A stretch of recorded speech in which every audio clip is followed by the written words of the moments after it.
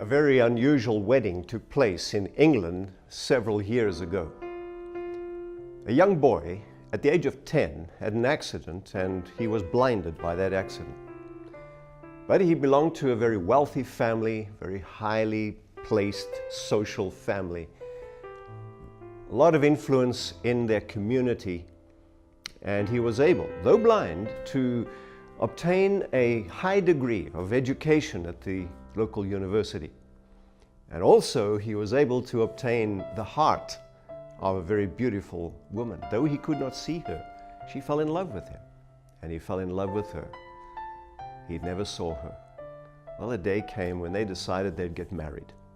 But before the marriage, he had heard, and his parents told him, about this new development that had taken place in ophthalmic practice, where they could treat people who had been blinded by accident and high chance of them being able to see again. He went through the procedures, the surgery, and of course the doctors put this band around his eyes, closed his eyes up for a while it would heal. And the day would come when they'll remove those bandages and the band around his head, and they would test and see whether the surgery was successful. Well, the time when the healing was to end and take place was just around the time of the wedding. And this young man decided he would hold back on them removing the bandages until the day of his wedding. You can imagine the anticipation that had built up. Here the wedding is taking place. The young man is driven there by his father. As they come there to the church, they go into the vestry on the one side, the music is playing. This beautiful woman, the bride, is on the arm of her gray-headed father. And as they enter the front of the church, and the music is playing, and the people are anticipating what might happen, there they see in the front of the church stands this young man with the bandages around his head. And right beside him, his father, and besides his father is the ophthalmologist, the doctor who did the surgery. He had been asked to come and remove those bandages just at the right time. Now that church was full of noblemen. It was full of cabinet ministers and prominent people of the society, bishops and leaders of the community. The church was packed with all these dignitaries, these important people. Of course, everything is meant to just go right. And then as the bride and her father came right to the front, where the groom was awaiting her, the tension was significant. The music stopped, and the ophthalmologist stepped up to the young man and removed his bandages. What would happen next? Would he see her for the first time? This beautiful woman that he had fallen in love with. Would his love continue once he saw her? How would he be impacted? How would she be impacted? What expression would be on his face? And as the light shining on his face through the window just lit up his face, he had no expression, because for a while, what would happen? How would his eyes focus? Would he see? Long pause as they waited.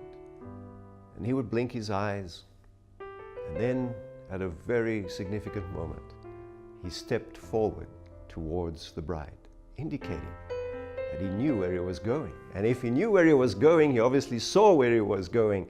And as he approached her, and they came face to face, and they looked each other in the eye, he could see her for the first time. And she could know he saw her for the first time. The words that came out of her mouth was, "At last." And the words coming out of his mouth, "At last." And they looked at each other with such tender love. It seemed like they would never look anywhere else ever again. Friend, this is an illustration of what it would be, the sublime moment when the Christian sees Jesus face to face. Right now, Christians will go through tribulation, hardship, difficult times, as if blindness has taken hold of us.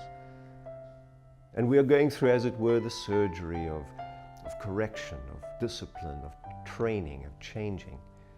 The day will come, Jesus promised, when we will see Him face to face.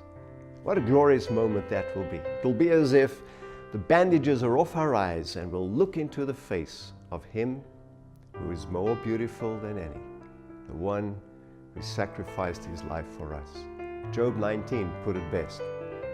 There he said, I know that my Redeemer lives and that He will stand at last on the earth. After my skin has been destroyed, this I know, that in my flesh I shall see God, whom I will see for myself, and my eyes will behold, and not another, how my heart yearns within me. Does your heart yearn to set your eyes upon the eyes of Jesus? Does that determine then how you live today in preparation for that time? You're willing to go through the surgery of training and changing so that our eyes will see and see the beauty of Jesus at last. I'm Ivan Blake, Senior Pastor of the Fletcher Seventh-day Adventist Church.